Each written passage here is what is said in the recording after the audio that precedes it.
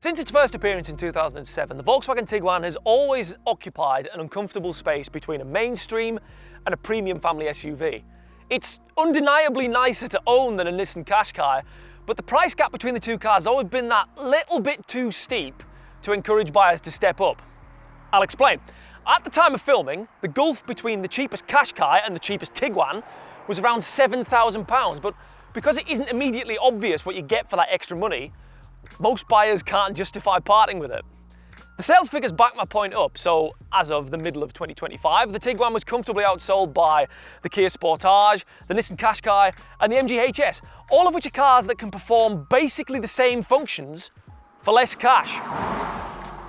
But this latest version of the Tiguan has an ace up its sleeve. For its third generation, Volkswagen has greatly improved the car's plug-in hybrid system. It now has a maximum electric driving range of 77 miles, which is a couple of miles more than the MG HS, and almost double that of the Kia Sportage PHEV. Plus, if you remember to keep the battery topped up, you should see 50 mpg from it. My question is, what are the UK's car buyers missing out on by not spending the extra cash on the Tiguan? Or have they already made the wiser choice by spotting there's too much air in the car's price? Stick around to find out. The third generation Tiguan is available with quite a broad range of engines. At the bottom of the range are two mild hybrid petrols with either 130 horsepower or 150 horsepower. They're both mated to a 7-speed automatic and have official fuel economy figures of between 45.6 and 46.3 mpg. In the middle of the lineup is a diesel, which you should only really buy if you spend loads of time on the motorway. It uses Volkswagen's tried and tested 2-litre 4-cylinder unit, it produces 150 horsepower and has an official fuel economy figure of 52.3 mpg. The lineup is crowned with a pair of plug-in hybrids. The car we're driving today has 272 horsepower, but there's a cheaper, less potent version of the same powertrain with 204 horsepower. Volkswagen says they can return 565 and 706.2 mpg respectively, but you should take those economy figures with a pinch of salt. You'll only get close to them if you charge up religiously and drive everywhere on electric power alone. However, because the Tiguan e-Hybrid has quite a large 19.7 kilowatt-hour battery and a long electric-only range, most owners should be able to use electricity to get to and from work. And because electricity is normally cheaper than petrol, you should notice a reduction in your running costs within your first year of ownership. There are 5 different specifications to choose from, called Life, Match, Elegance, R-Line and Black Edition. But even the cheapest Life model has a lot of standard equipment, which really helps to justify its steeper starting price over its rivals. You get a customizable ambient lighting system, a wireless smartphone charger, a digital gauge cluster, and 3-zone climate control, all of which are either optional or unavailable on rivals such as the Qashqai and the Sportage. That strong standard kit list doesn't offer much incentive to step up to one of the more expensive models.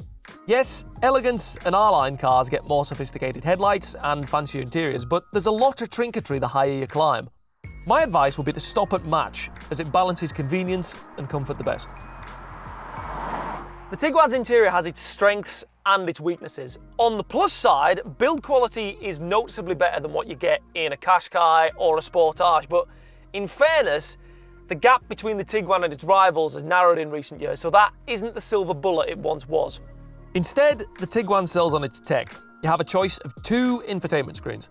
The standard one measures 12.9 inches across, but you can option an enormous 15.1-inch screen as part of Volkswagen's £1,130 Infotainment Package Plus. I reckon the standard screen is more than big enough though. Unfortunately, Volkswagen has persisted with its rather idiotic touch-sensitive climate sliders. I mean, they're difficult to use when you're sitting still, let alone when you're blaring down a bumpy B-road. However, Volkswagen's tried to alleviate some of my concerns about the lack of physical controls in here with this. It's a multi-function controller that Volkswagen calls the Driving Experience Dial. It can be used to adjust the Tiguan's drive mode, stereo volume, and the colour of its ambient lighting system. It's a nice touch, but I wish it was assigned to something more useful like the climate controls. It's not like the dials can't be made to work that way either, so the Skoda Kodiaq and Superb, both of which are based on the same platform as the Tiguan, have 2 of these dials to control the cabin temperature, fan speed and heated seats, plus You get an extra one in the middle of the dashboard that does your volume controls and your drive mode settings. It's a far more logical use of the technology, in my opinion. You can't argue with the amount of comfort the Tiguan offers, though. The standard front seats are very supportive, but if you spend an extra £2,800 on Volkswagen's upgraded chairs, you'll unlock some of the best seat massages this side of a Bentley. It's the only interior option worth having in my book. The Tiguan's got some really clever practicality features. Take this rear bench, for example. So it can recline, it can fold in a 40-20-40 split, and it can even slide backwards and forwards on runners to let you prioritise boot space or legroom depending on the size of your passengers. That's useful because the e-hybrid's boot is smaller than the standard cars. You get 490 litres of boot space, which looks small compared to the 652 litres you get in the standard Tiguan. However, it's still 62 litres more than the equivalent Ford Kuga PHEV, and you still get a bit of space under the boot door for the charging cables. The Hyundai Tucson's boot is a bit bigger at 558 litres, but its rear seats aren't as versatile, its cabin storage isn't as useful, and its battery pack's a bit smaller, which means you can't drive as far on electric power alone. So, you know, pick your poison. Cabin space is plentiful in every version of the Tiguan, so with these seats slid all the way back, even lanky teenagers can stretch out. Plus, Volkswagen's panoramic sunroof doesn't eat too badly into headroom, and my colleagues tell me that it's quite easy to install front-facing child seats in this thanks to the wide opening doors and the easily accessible ISOFIX points. What's even better news for families is the Tiguan received a full 5-star safety rating from the experts at Euro NCAP back in 2024. Its child occupant rating was especially high at 88%, making it the 8th best performing car in the category from that year.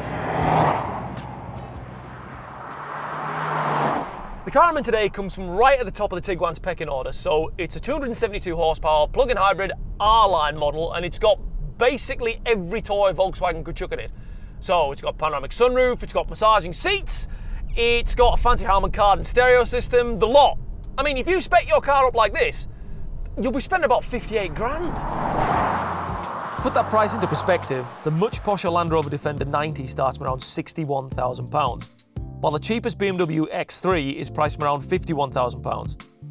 I don't think it makes much sense to spend that kind of money on a Tiguan, especially when you consider how the top-spec hybrid drives.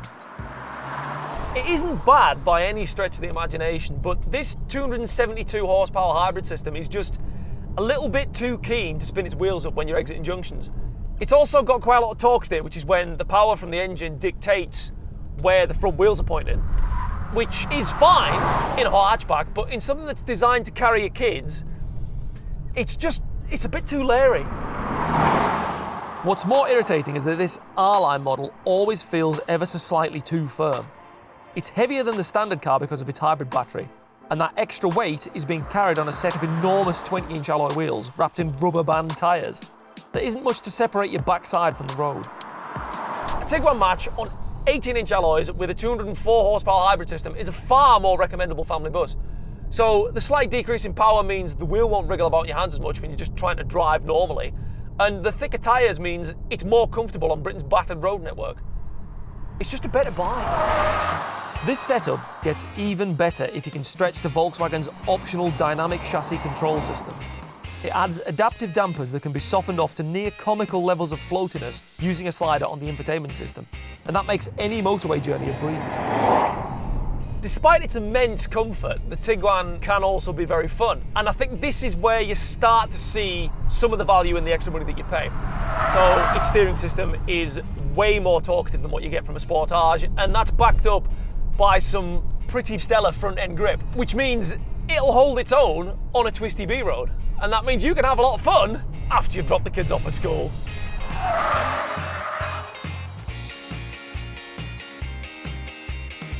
If you're thinking about buying a Volkswagen Tiguan, my advice to you is to not let the dealer upsell you. Your goal when you walk into your local Volkswagen garage should be to spend the least amount of money possible getting precisely what you need from your car. So start by picking the engine that best suits your requirements. So, if you're on a tight budget and you don't live in an emissions-controlled area, go for the petrol. Get the diesel if you spend most of your time on the motorway, and if you can do your daily commuting on electric power, get the 204 horsepower plug-in hybrid, because the 272 horsepower plug-in hybrid that I've got here today is a bit too mad and a bit too expensive. Then get the cheapest trim level you can for the engine you need. Don't get sucked in by the trinkets. You don't need a 30 colour ambient lighting system, and bigger alloy wheels are only going to make the car more uncomfortable. I'd certainly be happy to live with black plastic bumper inserts to save myself the £3 difference between the Match and the Elegance specifications. Plus, they'll be easy to maintain because they won't get stone chips. The sweet spot in the Tiguan range is the Match model because you can have it with petrol, diesel or PHEV power, and it's got just enough toys to make family life easier. This includes items like keyless go and a hands-free electric tailgate, which is perfect when you're stumbling back to the car with a child in one arm and a bag full of shopping in the other. Plus, at £37,525, it's only £300 more expensive than the cheapest Life variant. Remember, where the Tiguan is concerned, the aim of the game is to screw the best value you can from the car. Don't get tricked into spending more than you need to. The Volkswagen Tiguan is a very recommendable SUV. The choice of petrol and diesel power is welcome in this brave new world of electrification, but I reckon it makes the most sense as a plug-in hybrid, even with the price premium you'll pay over the other two fuel choices. A real-world electric driving range of more than 50 miles is a key selling point for local commuters. Team that with these comfy seats, its versatile interior, strong build quality and engaging driving experience, and you've got more than enough reasons to justify the added expense. I'll say it again. Don't get sucked into spending more than what you need to. The dealer's going to try and flog you all kinds of options, 90% of which you can live without. If you're feeling particularly flush with cash, consider getting Volkswagen's adaptive suspension because it can make the Tiguan's ride truly cosseting. Especially when you team it with the smallest 18-inch alloy wheels fitted to the Life or Match model.